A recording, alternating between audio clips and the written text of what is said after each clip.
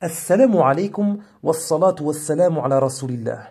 Mes frères et sœurs, voici une courte vidéo ayant pour objectif de répliquer à certains membres du groupe dévié wahhabites prétendus salafistes, qui ne reconnaissent pas que leurs leaders ont attribué à Dieu la position assise et disent qu'ils n'utiliseraient pas le terme assis au sujet de Dieu, ni même leur leader.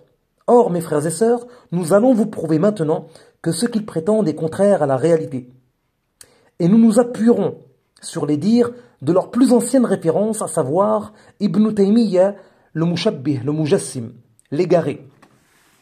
Donc nous avons ici un des volumes de ces Majmou' al-Fatawa, d'accord, au 4e tome, d'accord, dans la partie de ces Mufassal al-I'tiqad, donc à la page 229, Ibn Taymiyyah a déclaré, voilà, dans ce qui est souligné ici, il a dit: les savants agréés ainsi que les saints de haut degré ont rapporté que Allah fera asseoir le prophète Muhammad sallallahu alayhi wa sallam, le messager de Allah, sur le trône avec lui.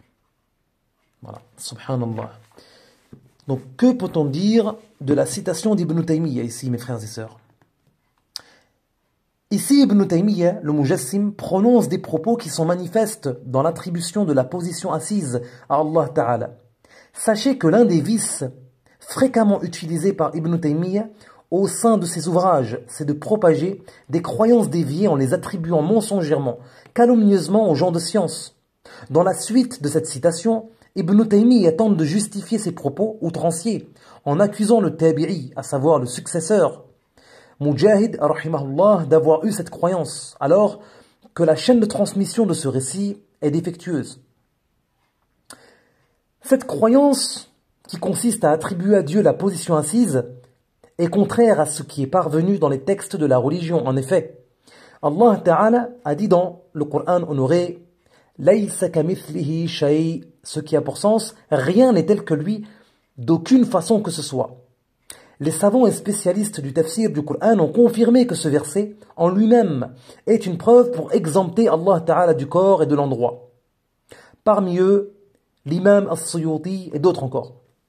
Le messager de Allah sallallahu alayhi wa sallam a dit dans un hadith sahih authentique rapporté par l'imam Al-Bukhari et d'autres: Kan Allah wa lam yakun shay'un ghayruh. Ce qui a pour sens, Allah existe de toute éternité et rien d'autre que lui n'est de toute éternité. Ce hadith nous indique qu'hormis Allah, rien n'existe de toute éternité. Ni terre, ni ciel, ni mer, ni endroit, ni trône, ni corps, ni membre, ni organe, ni aucune autre créature quelle qu'elle soit. Ce hadith est donc une preuve explicite, mes frères et sœurs, sur le fait que Allah Ta'ala n'a pas besoin du trône et qu'il n'est pas attribué des caractéristiques des créatures, comme la position assise ainsi que l'établissement. Wallahu Ta'ala a'lam wa ahkam.